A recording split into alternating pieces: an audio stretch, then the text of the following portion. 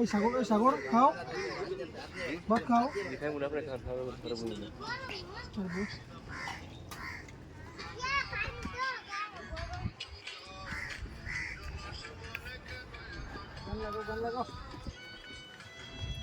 আমরা স্পিকারটা আনিয়া বেখামারি হয়েছে, বুঝছো?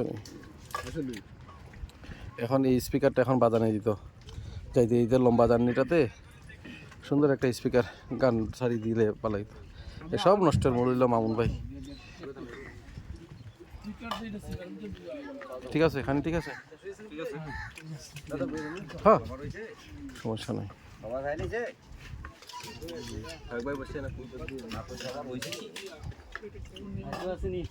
বসো বসো।